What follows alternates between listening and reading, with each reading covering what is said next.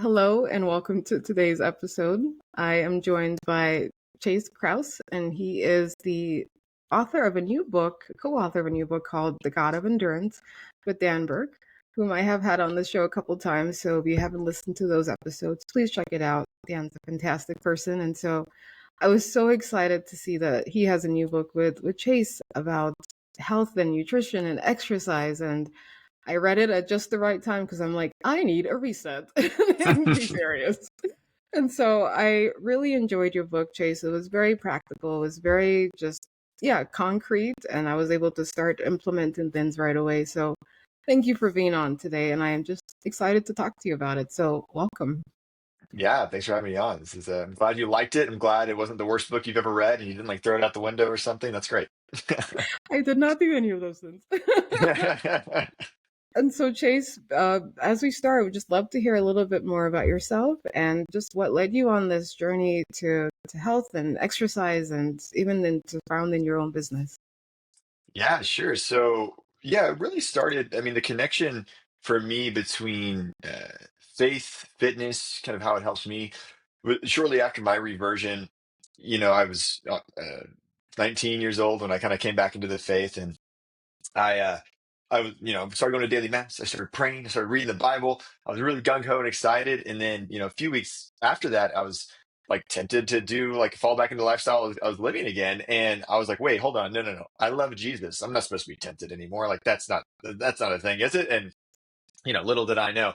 But providentially, at the same time, I ran into some old friends of mine at daily mass, and they remembered that my dad had those old Beachbody like workout DVDs, like Insanity. And so we started working out together after daily mass and nothing else to do in the summer. And that's when I really made the connection for the first time of like, man, this is like really hard. But maybe if I can mentally force my body to do this thing it doesn't want to do, namely work out really hard, it'll help me mentally stop my body from the things it wants to do in those moments of temptation. And I thought this was like, I didn't know this was like something the church has been talking about for 2,000 years. It's called asceticism.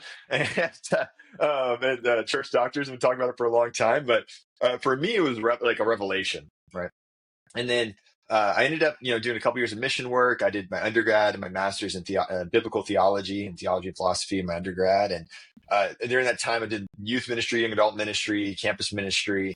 And eventually, my wife and I got married, and we ended up in New York City because she was pursuing a film career, and I worked for the Archdiocese in New York. And a few months in, we got pregnant with our first, and we were like, New York's kind of expensive. And so at first I started just kind of moonlighting as a personal trainer to help pay the bills, kind of get a little side hustle going and, got certified and all that stuff. And I was working in a big box gym.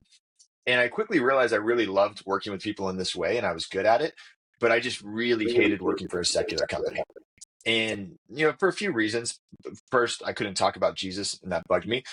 But also working for a secular company, it was all about making sales, doing tricks to manipulate people out of their money. And also when you don't own your own company, you can't set your own rates, you can't offer your own product. And so I wasn't allowed to talk to people about like nutrition or health, like outside of just like the exercises we were doing. And the straw that kind of broke the camel's back for me was there was this one woman. She was in her mid 50s. She weighed 317 pounds. And I was like sitting down with her. I'm like, hey, like you need to do something. Like you're dangerously unhealthy, right? And she knew it. Like she wasn't like surprised by it, obviously. But the thing is, with in-person training, you would charge anywhere from 65 to $115 for one workout, like one workout, right? You're paid that much. And so, and that's the average industry rate, like nationwide. And so working out 3 days a week with a trainer, like she's like, Chase, I don't have $1,200 a month to give you for 3 workouts a week. And it just broke my heart. I couldn't, I was limited because I worked for this other company. But it also forced me to ask the question of like, why do I care so much about this? Like, why do I believe people should eat well, work out? Like, is it just my inner Americana or is it my inner Catholic? And so that's when I went back to JP2's theology of the body. And I was like, if it's anywhere, the answer is probably going to be in here. And so sure enough, audience 15, paragraph 2, JP2 talks about this idea of the hermeneutic of gift or the law of gift. And he gets it from Gaudium et Spes, the Vatican II document, which says man finds himself through a sincere gift of self. But what JP2 adds, which is my light bulb moment, was while that's true, you can't give what you don't have. So self-gift, self-donation is impossible without self-mastery.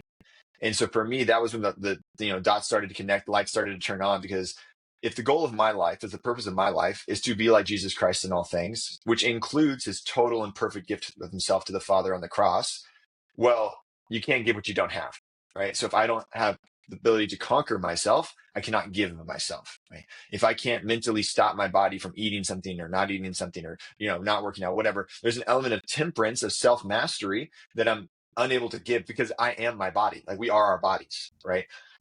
And so this was kind of revelatory. I was really mad at the industry. So I was just talking to a buddy of mine about all this, and he's like, man, I'm sure there's some Catholic like fitness company you could just work for. Like, that's a great idea. So this is 2019. I'm on Google, and sure enough, there's nothing. There's other trainers who happen to be Catholic, right? That worked in the space, but there was no company dedicated to it. And so spring of 2020, that's when we officially launched. And that was an interesting time to launch a company, in the spring of 2020. But we did it. And so now we have a team of 10 coaches and some staff members. And we do one-on-one coaching. We have an app in the App Store for people that want to subscribe. And then where Dan came into the picture was, 2 years ago now.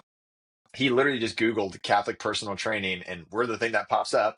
And so, because for him, and he talks about in the book, he hated working out. Like, he was active, but didn't like working out, didn't like resistance training. And so, but he had a bit of a health scare and had tried to do things on his own for a while. So he reached out, we connected, we started working together. And sure enough, first few months, just kind of taking it easy, introducing some stuff. But then eventually he caught the bug. He realized that you don't have to be a puddle of sweat questioning your life choices to have a good workout, kind of thing. And so, he's in the best shape of his life now. He's eating well. And so he just realized what I realized, that this is something we need to do to better give of ourselves. And then, what happened about a year ago now, he graduated as a client from me. And then that's when I started working on this book. And so I originally just sent it to him. And I was like, hey, Dan, you've written books. Is this awful? Like, is this not good? Like, is this worth going to a publisher with? And he called me basically right away. I was like, hey man, this is awesome. I think we should go on it together. And I can add some insights. I can help you with edits and kind of add my 2 cents to it. And that way, it can reach a large audience. And I think we can really help a lot of people. So that's how the book kind of came. And it was a bit of a ride getting it to where it is, but it's out now, or it's going to be out next week. So we made it. Yes, congratulations. And wow, what a story, what a journey. Actually, I just want to talk about the title of that, because I think that applies to what you just shared. The title of the book is called The God of Endurance. Why did you choose that, and why that specific title of God? Yeah. So, like I said, about a year ago, I was just doing my personal prayer, and the daily readings that day, the first reading was from Romans. And in Romans 15, Paul addresses the Romans. He's giving his benediction, and he says, may the God of endurance bless you. And in the book, it's like the very first sub quote, before the intro. And it made me kind of just stop. And I was just like, what an interesting title for God. Like, you think of, we have a God of peace, we have a God of love, we have a God of joy, we have a God of hope, and we hear all these things, but Paul, just in Romans, specifically uses "may the God of endurance." Some translations you'll see "may the God of steadfastness," but the Greek word is hupomeno. And so, Hyperofit, my company, it comes from Hypero is made up Greek word, comes from 2 Greek words, hupomeno and pyro. So hupomeno means endurance, and I knew that, but I was just like, "May the God of endurance." Like, it's such an interesting address for God. And so I started taking a deep dive into just this hupomeno in the New Testament, endurance, steadfastness.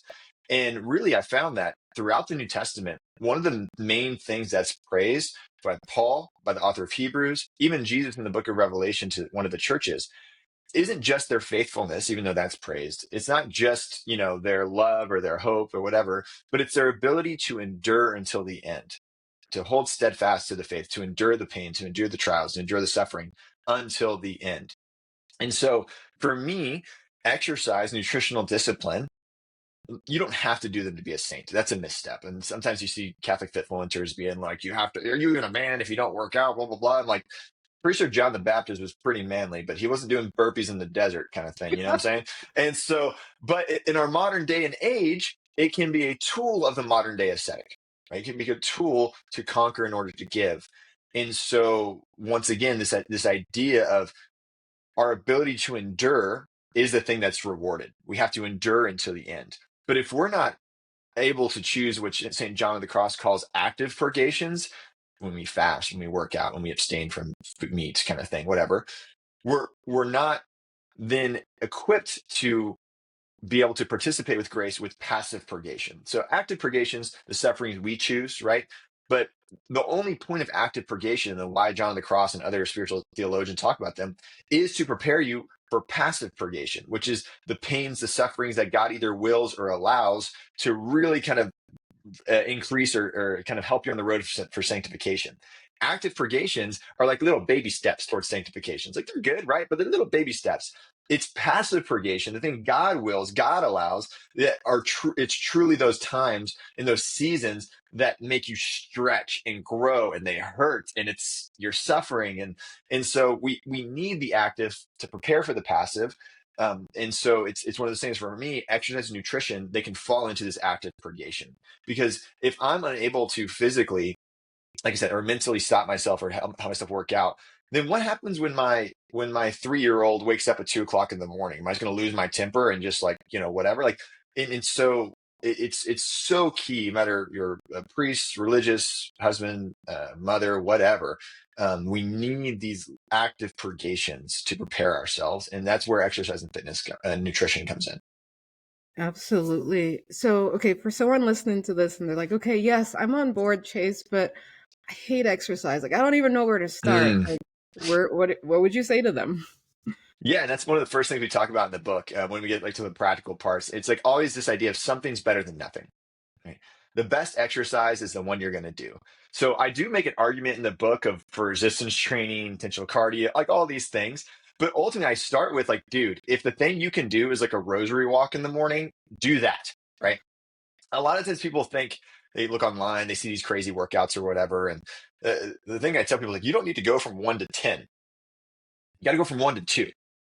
And then when 2 gets easy or normal, whatever, and you need more, okay, go to 2 to 3. Like you don't need to make these big jumps. You don't need to be doing burpees or barbell back squats out the gate or something like that. Like grab your rosary, go on a rosary walk, brisk walk, chat with your girlfriend, like, listen to a podcast, do something, just move, right?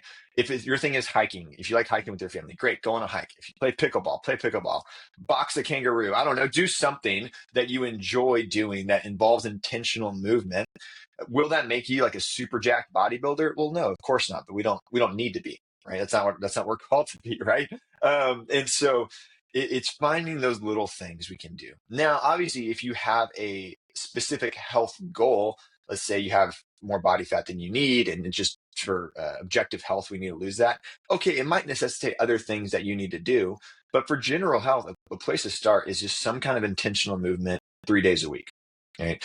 It's maybe it won't be crazy, maybe you don't see drastic results, but it's a step in the right direction. So then for someone who's like, okay, Chase, I'm like past that stage. I've already been moving. I've started my daily walks and now I'm ready for more. You mentioned the importance in the book about resistance training, which Mhm. actually surprised me because I always thought cardio was much more effective than resistance. Can you talk Mm. about that a little bit? Yeah, and so we don't want to have like a competition of like one more important. They're both really important, but especially for long-term health outcomes, especially for women, but men too. Resistance training is really king, and that's for a few reasons. A lot of the times, and we've all known somebody who's older, 60s, 70s, 80s, they fall, they break something, and it's all downhill from there. Well, why does that happen so easily? Well, what happens is sarcopenia sets in. Sarcopenia happens around 35 or 40, where if you don't do resistance training, you're going to lose 1 to 2% of your muscle mass each year until you die, right? It's going to happen. And as you lose muscle mass, your bone density gets worse and worse, right? You get frail, right? And so that's why you can, as you age, if you don't do anything, you can break bones really easy, and then it's really hard to recover. But also, all-cause mortality increases substantially when you don't do resistance training, when you don't have good quality of muscle mass. So resistance training really is super important. And especially when it comes to people often being like, I need to lose body fat. I keep gaining weight. I don't know what to do. I go on walks all the time. I'm doing all this cardio. Well, a couple of things. One, our bodies are adaptive, right? So, I mean, you can walk all you want, but if your body's used to it, you're not really going to see crazy results. Also, what happens though is as you age, if you don't work out, you're losing muscle mass each year, right? Well, you think of your muscle as the main like the engine of calorie burn, right?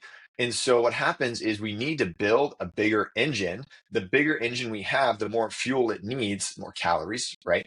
And so muscle mass really is, I mean, I can go on like an hour long talk about the importance of muscle mass. Now that being said, it doesn't require you to lift like a bodybuilder 5 days a week. All right, we have studies showing that even one day a week of resistance training, as long as it's done right, it's full body and it's relatively intense, can lead to muscle growth. Once again, is that going to make you Arnold Schwarzenegger? Definitely not. But it's going to be the step in the right direction, and at the very least, it's going to protect the muscle mass you have, especially for women once they hit menopause. Once women hit menopause, your muscle mass decreases and your body fat increases exponentially, right? And so you're internally, even if your weight doesn't like necessarily change too much, internally there's a lot going on just hormonally, right? It can be offset with resistance training. You can protect your muscle mass and build muscle mass. But if you don't, it's your weight of weight gain is going to go like this, but then your muscle mass drops, your body fat increases, and then all of a sudden you're 45, 55, 65, however, whenever you're postmenopausal, feeling like, wow, I feel just awful, right? I don't feel good. So same thing can happen with men to a lesser degree, but resistance training truly is so needed just for long-term health and really from a quality of life perspective, right? Cardio, really important. We need that for like longevity, for heart health. But when it comes to quality of life, your ability to get up and down off the ground, play with your grandkids one day, do your yard work, feel energetic, resistance training really is where it's going to come into play. Well, that's helpful. So then now speaking about cardio, one thing I did appreciate in the book was that you and Dan both mentioned that you both hate running. Oh yeah. And like Yeah. in my mind, when I think of cardio, I think of running. I actually do like running and I do run. But for those who are like, that's not my cup of tea, what would you suggest? Yeah, ultimately, your heart doesn't know what you're doing, right? So the point of cardio is to help your heart pump blood efficiently, right? And so what happens is you're doing any kind of activity, your body recognizes, hey, it needs more oxygen in these body parts to perform this activity. Your heart rate increases, it pumps more blood, it gets more oxygen out. So if you like running and jogging, yeah, my sister's one of those people who's like, oh, I love jogging. I can just like zone out, think and pray. And like, all I pray about is how much I want to stop this thing I'm doing right now. But ultimately, when it comes to cardio, if it's a brisk walk, if it's a jog, if it's a run, if it's swimming, if it's biking, if it's pickleball, if it's tennis, if it's whatever, something that gets your heart rate slightly elevated that you can sustain for at least 25 or more minutes, right, is really the name of the game. So a lot of times, when people think, oh, I'm doing cardio, and they are going on a walk, which is good, but if your heart rate's not at least slightly elevated, it doesn't quite qualify as efficient cardio. So we want what's called zone 2, which is typically for people, getting at least above 100 beats per minute, typically for most people. So then that's something that you can, if you have a Apple Watch or a Fitbit or whatever, pretty easy to find. And so if you're walking already, but your heart rate never gets above 100, just go for like a brisk walk, right? Or like if you're in LA, everybody has like a weighted vest kind of thing, and they go on their weighted vest walks, and like that's fine, whatever. But yeah, as long as it's some kind of intentional movement, steady state. Like Dan really loves pickleball. That's his form of cardio. That's great. For me, I force myself to run like one day a week because I'm training for something particular. But I usually do MMA a couple of evening weeks. I'm actually going after this, going to MMA. And so that's my favorite kind of cardio. And so yeah, anything that gets you moving, if it's running, if it's jogging, great. Ultimately, it's just something that you can do consistently. So I have a lot of listeners who are women and with families, and I know you're married with kids and your wife. How do you all incorporate exercise as a family? Because I think it's important to teach your kids the importance of activity, and so I'm just curious about that. Yeah, so it's a cultural thing, right? So I wake up pretty early so I can do my prayer, my workouts. So my kids, like almost every time I come home, even if I'm not coming home from the gym, they're like, "Dad, are you coming home from the gym? Like, are you sweaty?" Blah, blah. Like they just know like Dad works out, right? And sometimes in the weekends or whatever, like we have a heavy bag in the garage, and I'll do that, and the kids will just come and watch me work out. They'll like pretend to work out with some bar gear and stuff. And so so for me, it's really important. Like, even though I do like the introvert time, my time when I'm working out, if I know I'm working out at home, it's like manage my expectations. Like, of course the kids are going to come and want to work out with me, right? And so just letting them do their thing. They have a little jump rope, they have a little TRX straps or whatever. My wife also, she has a group workout that has childcare, and so like 4 or 5 times a week, she just load up the kids in the van, go into and so they kind of play. They see mom working out or whatever. So it's just inviting them to just not forcing them to work out. We're not making them do anything. Obviously, we enrolled in like gymnastics and other like activities and stuff like that, and to encourage the playfulness of physical activity. But for us, it's just really important to just have them see the normality of it, right? It's just part of our routine. It's just part of our life. It's just, and now it's like, kids sometimes they say the darndest things, but like my wife and I were in decent shape. Like we're not like super ripped bodybuilders or anything, but we're in decent shape. And one of the things we have to like be careful of them is like our oldest, maybe a year or two ago, she was 5, 4, something like that. She's sitting next to my wife's mom, and she's a grandma. She's like, not in the best shape in the world, and she's like, "Grandma, why are you squishy? Mom's not squishy." Yeah, yeah. And I'm just like, Lena, no. But like for her, like it's just being innocent, right? She just like genuinely not used to it, right? Um, and we like kind of Totally. unfortunately my mother-in-law is a very patient, loving woman, like wasn't offended or anything like that. But yeah, so just making it like a normal thing that we do. It's not crazy. Definitely once my son especially is like probably in middle school, obviously hopefully we still be doing something physical, active or whatever. But that's when like just from a male perspective, I'll have to definitely start training him more. And that's just like my personal belief of like something that really formed me was when I was in middle school, I started playing sports that were just really hard, right? And it really helped me. That's why I love sports. Now I also approach sports in a disordered way, like when I was in high school and middle school, just because that was like my world kind of thing. So I really hope to train my son and my daughters too, but especially my son to do hard things, to choose hard things, to like, yeah, this sucks, but like that's part of you growing up is training, right? But yeah, so just making it a normal thing though. It's not like a weird thing. It's not like, oh wow, I can't believe dad worked out. It's like, no, dad works out, And so it's something that hopefully they can incorporate into their lives in the long run. And the same with prayer, right? We do family rosary every night, 7 o'clock. It's not like oh, weird, dad prays. It's like, no, it's just what we do. It's just normal, right? So that's the approach we take with both prayer and exercise and just other things too, is just making these things normal. Like they're not weird. And so of course, why wouldn't they do it? That's our hope, at least. Our oldest is only 6.5. So we have a long way to go to see if this holds true. So but that's what we're doing now. Okay. And I agree with everything you share. Like we try to do exercise, both individual, my husband and I, and then with our son. And it's really, what you were sharing reminded me of a story of when we lived in Florida, we would go on these family walks and then we would stop and do push-ups and like my husband and I would kind of compete. He does way more than I could. But then now, like every time we go exercise, my son's like, he's only 2. He'll go on the ground Mm. and pretend to do push-ups. Oh yeah, it's cute. That's cute. Yeah. Like he'll do Yeah. it on the couch. He'll do it like by Yeah. the kitchen counter. I'm like, oh my gosh.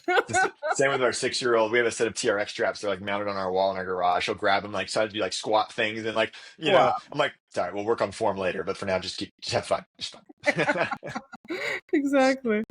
So one thing that I before we talk about nutrition, because I do want to go there, I know it's very easy for in the secular world and just even in like human nature to have a maybe like a disordered view of exercise in our bodies Yeah. and to be very much like, oh, I want to look good for like almost like for the wrong reasons. Can you talk Mhm. about that distinction and why it's important to have it clear in our minds and in our hearts, like the overarching goal of what we're doing? Yeah. So in the secular industry, you have this sense, and I get this sense that the reason they're so worried about health optimization for living as long as possible, for being as healthy as possible, it's because they don't believe there's anything after this. Right. So yeah, if there's nothing after this, if heaven isn't waiting for us, then yeah, you better optimize your health, right? Like you better live as long as possible because this is it. Whereas as Catholics, like, no, no, no, heaven's waiting for us. Jesus has gone ahead to prepare a place in his house, in the Father's house for us. But while we're here, I'm going to serve to the best of my ability. I have no idea when the Lord's going to call me home. It could be today, it could be tomorrow, it could be 50 years from now. I don't know, and you don't know. Nobody knows. Nobody knows the day of the hour, not even the sun, right? And so it's one of those things where for us and what we teach our clients and we hopefully hear people get from our book, it's once again, it's not prolonging our life because there's nothing afterwards. It's that rather while we're here, we're going to be able to give and serve to the best of our abilities to be as much like Jesus as we can be, right? And so one of the things that I encourage people when I talk about in the book is near the end is like, okay, if you want to go in a fat loss phase, you have to kind of do an examination of conscience as to why.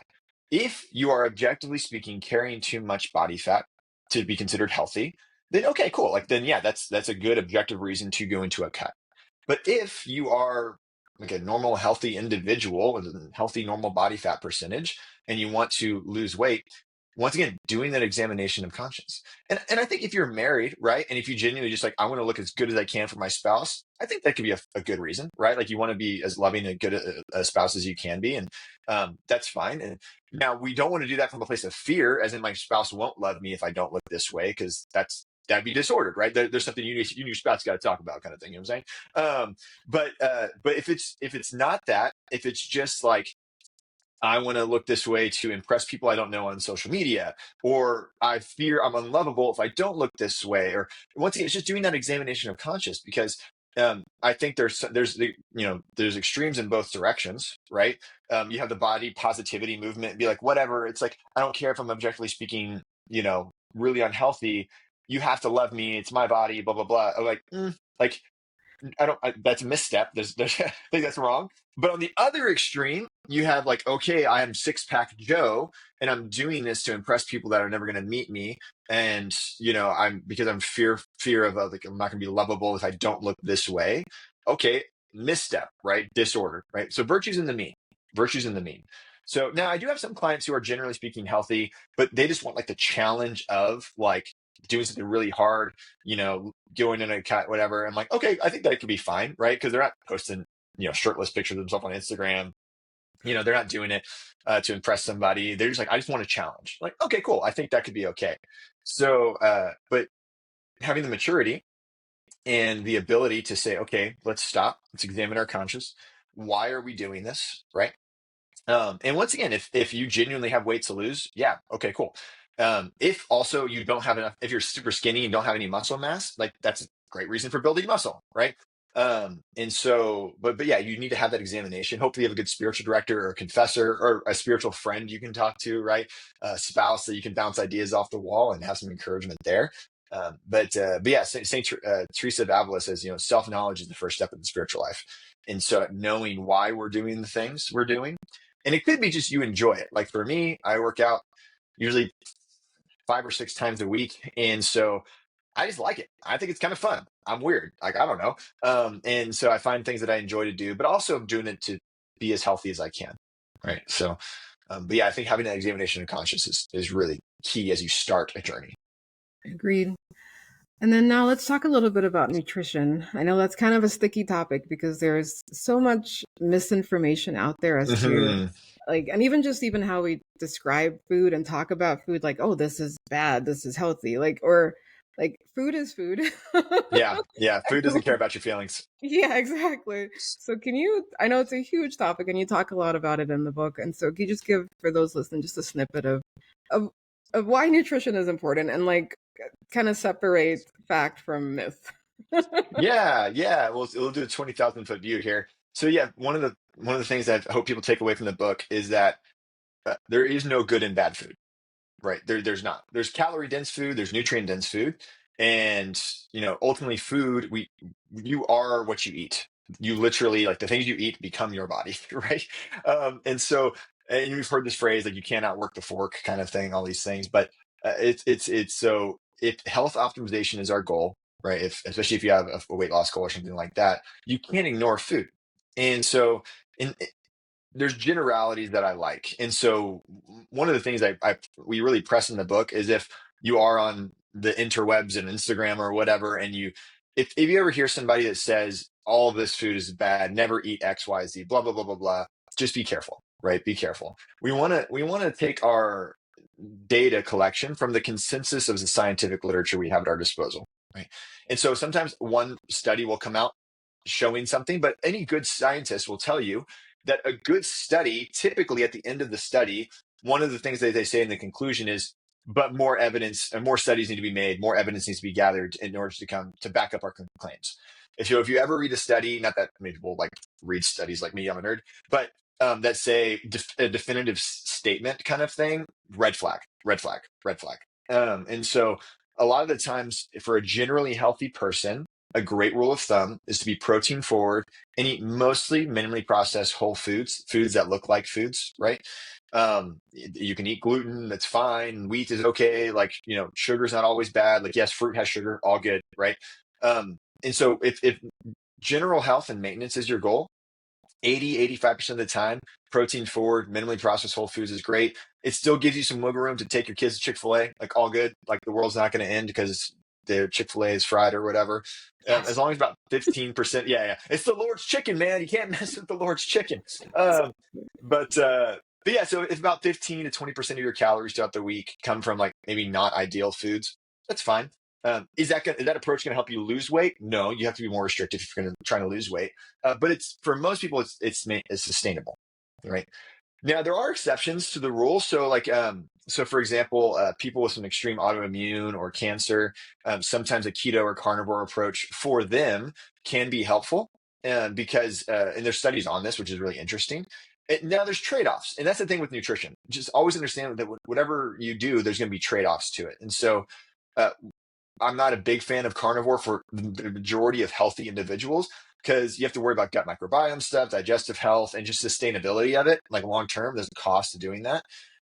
But for somebody with really serious autoimmune or cancer or something else, for them, it's a trade off. Yeah, I'm having some digestive stuff, or yeah, it's kind of annoying not being able to go out or to go to parties or whatever. But my symptoms I was experiencing before were so bad that it's worth the exchange, right? Cool, awesome. If great. And so most of the time, for most people, if your diet has a name, it's going to be unsustainable, typically. You have to really have a good reason to sustain it. Like I said, if you're autoimmune or cancer or something like that. Same with vegan, paleo, vegetarian, what Mediterranean, there's always a trade-off. And so instead of worrying about, I can't eat X, Y, Z, this food's always bad. For most people, for general health, for protein forward, eating mostly minimally processed whole foods, whole wheats, whole grains, things like that, you're going to find that you just feel good, right? You keep your fiber up, all these things, and you still have some wiggle room to like we had some friends over at our house yesterday with their kids. We ordered pizza. We ate pizza for dinner. Like, was that ideal? No, but like, I didn't eat, like, it's not like we're eating that every single day. Like we're eating high protein, good food. And once again, is this going to make me ripped? No, but like, whatever, like, I don't care. Like, so I think having this kind of level-headed middle of the road approach to nutrition, understanding that there are exceptions to the rule, especially if you're autoimmune or something else is going on. But I think a lot of times the trap people fall into is they see these gurus online, they see all these people saying, I do this, look at me, whatever. And they think just because somebody else does something, you have to do that thing. Same with like influencers when they post like what I eat in a day, blah, blah, blah, blah, blah, blah, blah. And then people try to like eat exactly what they're eating, but like they're not you, you're not them. Like you don't need the exact things they're eating, right? And so I think having that, the virtue's always in the mean. Virtue's in the mean, right? So some people do need extremes. Most just need to be, in the mean. Yes. And that reminds me of this meme I saw. Not really like this video I saw on Instagram a couple of weeks ago of someone saying he's like watching this influencer talk about what you should eat and not eat, and then it's like, okay, you can't actually eat water, no, no flour, no, Yeah, that's right. no Yeah, that's sugar, right. no. Just breathe air Just and that's breathe. it. And even then that's polluted. So you're really screwed. Like, Yes, like, really. sorry. Like, Just stay in your yeah, room. yeah, yeah, yeah. Well, and that's the thing, but moderation, nuance doesn't get clicks, right? It doesn't get shared. Like you have to fall into a camp, and you have people that hate you, like you, love you, whatever. And so these extreme approaches get the most views. The algorithm loves them, and so it's a fallacy. Just because somebody has a lot of followers doesn't mean they even know what they're talking about. And the reason I'm kind of passionate about it too is because there are serious health consequences. Like there was a woman who was a vegan and she just died of malnutrition, like literally died of malnutrition because all she ate was fruits. And so the thing is, we literally need proteins and fats in our diet because our brain, your nervous system, your cells, all made of fat. It's all fat. right? It's lipids, and you need proteins for hormonal health. And so there are serious consequences to getting this thing wrong, which is why we have to speak up to it, because people's health literally in their lives could be in danger. And I think for Catholics especially, we have to remember that we're Catholic first, right? And so you can be vegan and be Catholic, you can be carnivore and be Catholic, and so there are these different things. You do intermittent fasting, but we don't want to be cultish when it comes to nutrition. The only thing we're cultish about is Jesus, right, in the faith. And so we want to make sure that whatever we're doing in a well-ordered way that glorifies God. Yes. So as we kind of wrap up a little bit, Chase, there are two things I want to talk about, but primarily one of them I think is it's not talked about enough. I think, well, probably because I'm in the season of my life where I don't get enough of this, sleep. And Yeah. how that impacts not only your overall well-being, but also just if you really want to achieve your exercise goals, your nutrition goals, sleep is so critical. So I'd love for you to just talk about that. Yeah, sleep is everything. So one of the things that, especially when I have clients who are really overweight, if they aren't seeing results, if they aren't seeing the things that we want to see, one of the things I typically recommend is getting a sleep study done, because a lot of them will have sleep apnea. And so sleep is really important. Sleep is the primary place you build muscle. Sleep's also one of the primary places you get rid of fat. So a lot of times people don't know how fat is. Like, how do you get rid of fat? You burn it, but what does that mean? And so it's this process called lipolysis. What happens is your body recognizes it needs more energy than it was given that day, especially while you sleep. And so your body says, okay, release the fat cell, right? Release the energy in there. And it's released in the form of ATP, water, and carbon dioxide. And so that's part of the reason why you pee when you wake up. It's because you're peeing out some of that. But literally, you breathe out fat, like in the form of carbon dioxide. And the primary place you do that is when you sleep, because that's when your body's repairing itself, right? It's recognizing it needs more fuel to kind of maintain homeostasis. And so if sleep is not happening, now sometimes it's seasonal, right? So like we're expecting our fourth child coming up in September, like next month. Mhm. And so like my wife and I, it's not our first rodeo, it's our number 4. We know that for the first like 4 to 8 weeks of this baby, our sleep is not going to be optimal, right? Yeah. It's not going to be great. And so for us, it's just managing expectations of like, okay, we know we're not going to be sleeping terribly great. So it's unreasonable to try to go into like a crazy training phase or a fat loss phase or whatever, because we're just not in that season, right? And if we try to be in that season, one of us is going to get cranky, right? One of us is going to get angry, and it's not going to go well. And so for a lot of people, once again, doing that examination of, okay, is this a season where I can control my sleep, right? Like, so right now we're in that season where my youngest is two and a bit, and so she's sleeping great. Our older kids sleep great. Like, yeah, we can expect a good solid 8 hours of sleep basically every night. Of course, kids get sick, or stuff happens and nightmares or whatever. But the rule is we go to bed about 9:30. I wake up about 5:30, somewhere in there, and then we move on with our day. But if you're in a season where that's not possible, it's not possible, right? Then it's just about managing your own expectations of what's realistic. Now, if somebody's listening to this and, oh, my kids go down at 8:30 or 9, I need some me time, and then by the time it's like 10 or 11 o'clock at night, okay, go to bed. It's just so hard to wake up at 6 to work out and pray, blah blah blah. And I say this in the book, but the fact of the matter is that your family deserves the best version of yourself more than you deserve you time.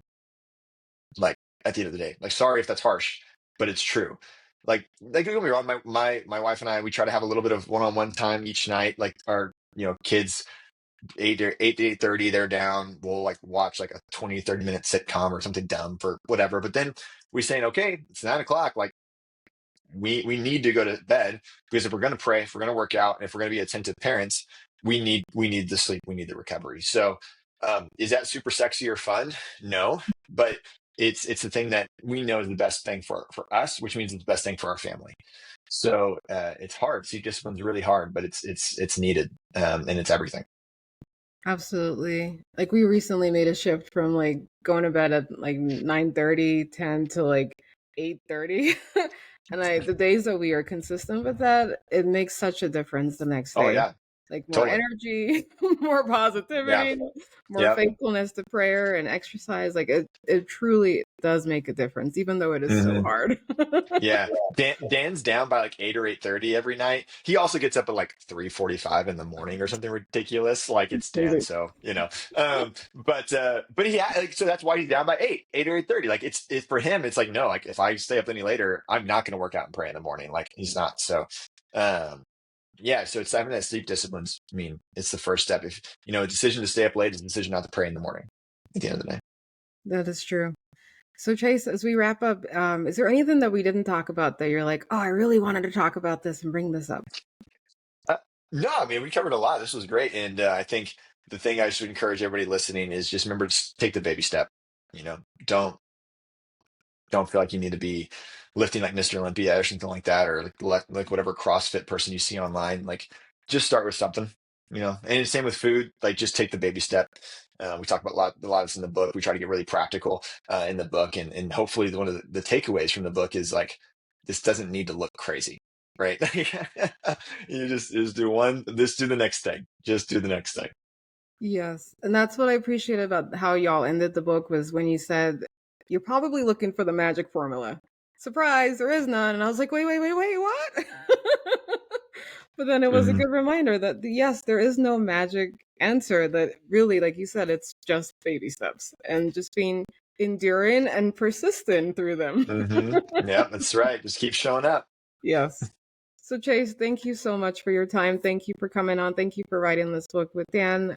Just just so much, this is very much needed. And so thank you, and thank you all for listening. And remember, when you say yes to God, you change the world. God bless. And see you at the next episode.